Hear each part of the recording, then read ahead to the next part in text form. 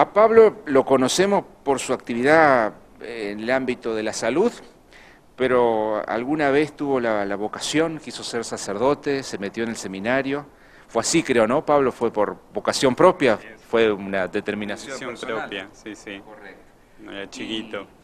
Y hoy fue para la Iglesia en general un día muy importante porque se conoció la sentencia contra Justo José Larraz. Y primero te agradecemos muchísimo que hayas aceptado la invitación, Pablo, porque has tenido la experiencia de vivir en el seminario, de ser estudiante, y nos podés quizá contar cosas que muchos de nosotros desconocemos, no sabemos cómo es la vida de un estudiante dentro del seminario. Así que, en principio, muchas gracias por haber venido. Por favor, como siempre, ustedes siempre están para la comunidad, así que uno en lo que pueda ayudar. Y bueno, como siempre, en favor de la verdad. Lo que sucedió hoy es algo lamentable, pero uno siempre tiene que rescatar lo bueno de todo esto. Y lo bueno en esta situación es que la verdad salió a la luz, que hubo víctimas, hubo chicos que estuvieron sufriendo mucho tiempo y que necesitaban, para seguir con su proceso de sanación, necesitaban, como decía hoy una de las víctimas, que alguien los defienda, que alguien acuse al culpable y no que ellos sigan cargando con esta mochila que les impusieron cuando eran muy chicos.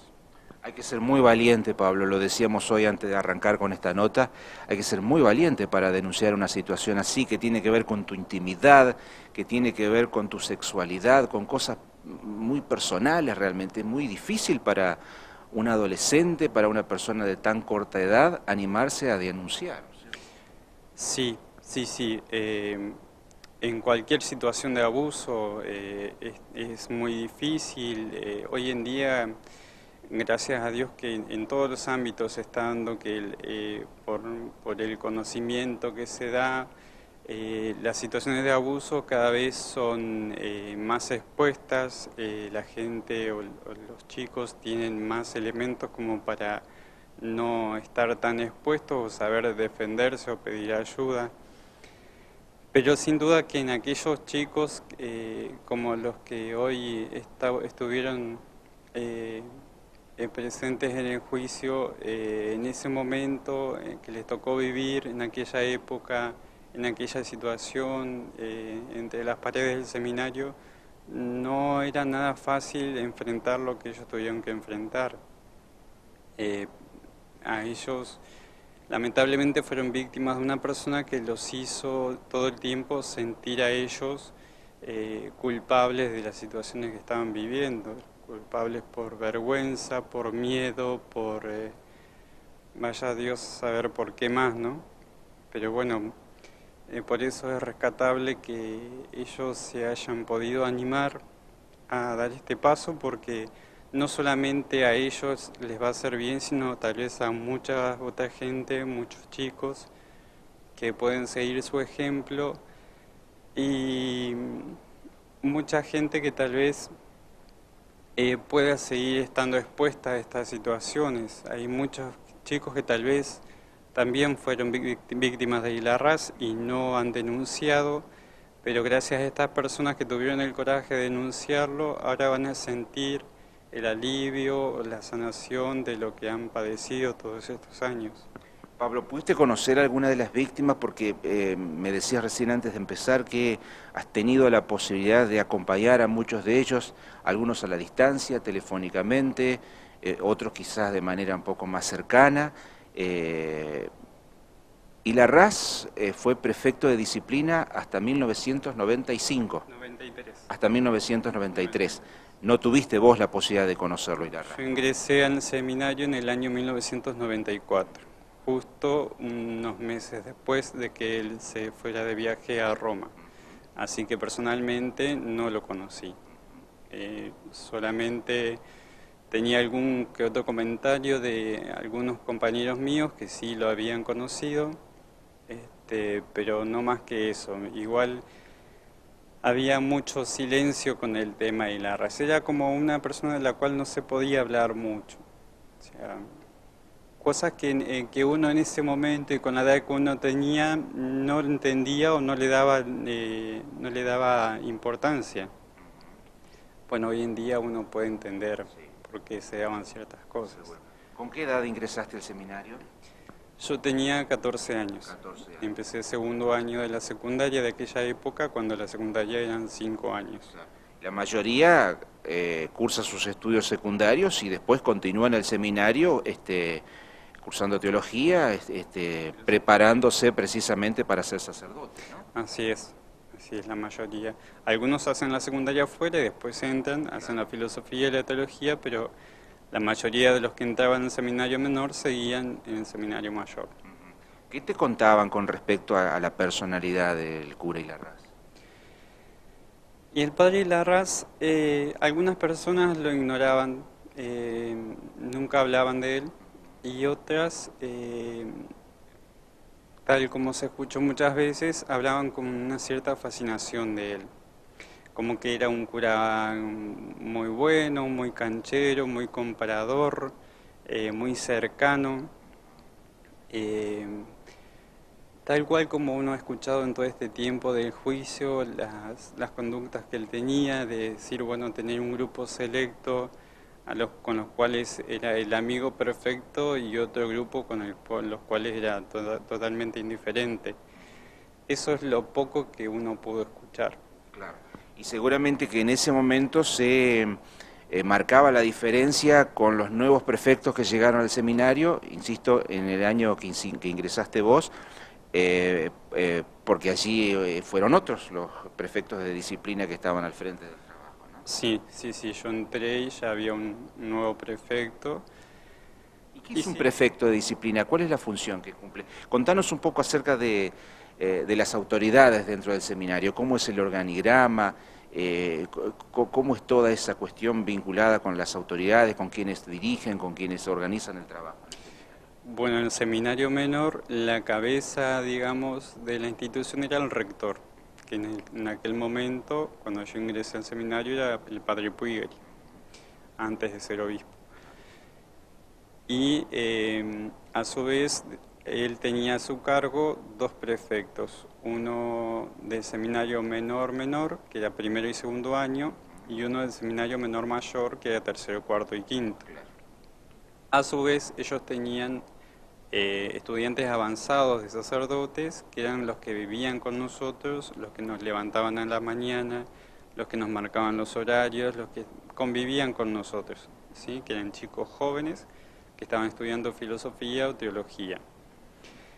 El prefecto sería la autoridad más cercana y más directa de la jerarquía del seminario menor. Vendría a ser como el tutor o el encargado del seminarista. ¿Y tiene trato directo con los estudiantes? Sí, todo el tiempo.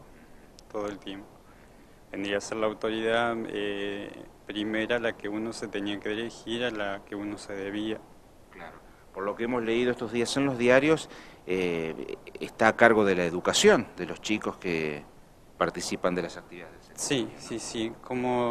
Como decía hoy Fabián Jung en los reportajes, era como el papá de ellos. Nosotros en el seminario menor teníamos salidas a nuestras casas muy distanciadas, una vez al mes y pico.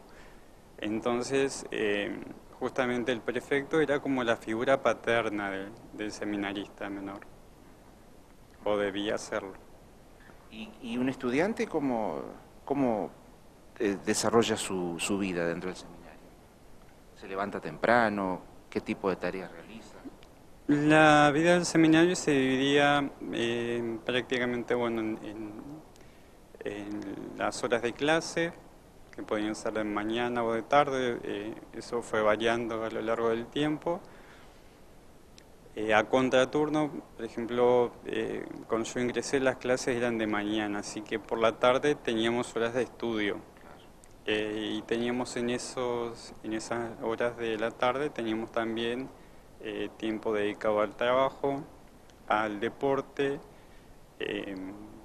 y obviamente a la oración, por supuesto.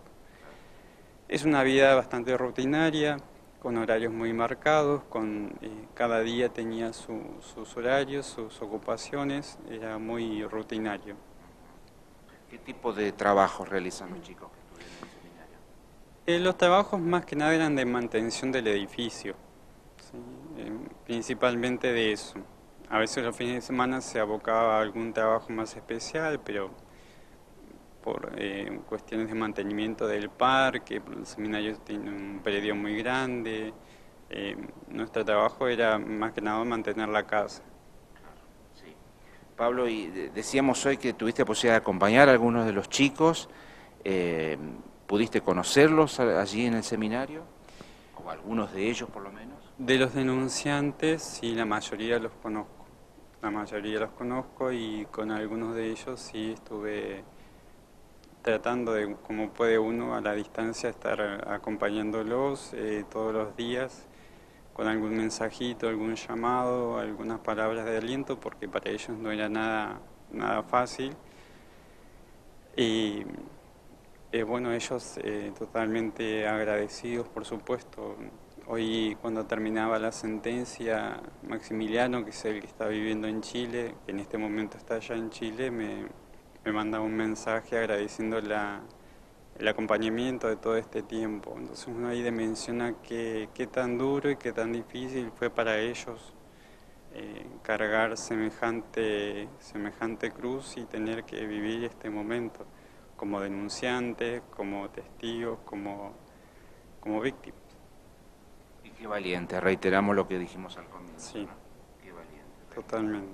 Yo creo que esto limpia, ¿no? Purifica un poco y permite iniciar un proceso en una vida nueva, en una vida diferente, con la familia, con los hijos que algunos de ellos ya tienen.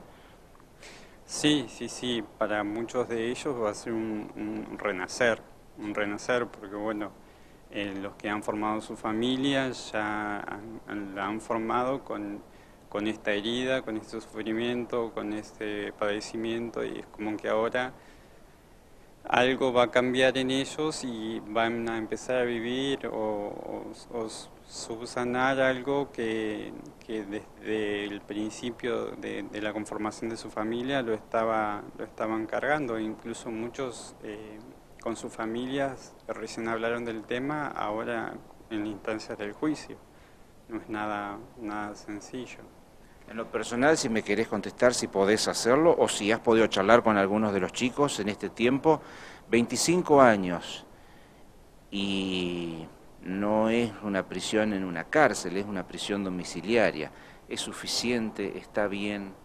¿Tenés idea si las víctimas están conformes con esta condena? Yo creo que las víctimas, como dijo Fabián hoy, ya quedaron conformes el día de los alegatos cuando los fiscales le dijeron a Larraz, usted es culpable. Y fue contundente, ¿eh? Fue contundente, sí, sí, sí. Después el tiempo, bueno, los tiempos de la justicia son totalmente distintos a los que uno puede querer o pensar. De todos modos, la prisión domiciliaria es hasta que se dicte sentencia firme, nada más. Después él debería ir a un penal. Pero bueno, por las cuestiones justamente del derecho, los fiscales han dicho que es la pena máxima que se puede... La pena dar. máxima, porque apareció una nueva víctima, que es la octava víctima, es un nuevo juicio que se va a sustanciar más adelante, pero la pena máxima es esta, son 25 años, ¿no? No puede haber más de 25 años en este caso. No, porque si no me equivoco se tienen en cuenta las leyes de la época en que fueron los abusos, por eso. Pablo, algo que nos pueda decir que no te hemos preguntado, algo que quizás vos conozcas y que no escuchamos en la televisión, que no hemos escuchado decirle a los chicos que han realizado la denuncia. Simplemente pensando en las palabras de la octava víctima, que es seguramente con la que se va a abrir un nuevo juicio, el Arras, Sergio que está viviendo en el sur. ¿Lo conocés también? Lo conozco, sí. Él, cuando lo entrevistaban, decía, mi fe está intacta, no estoy enojado con la iglesia, no estoy enojado con Dios.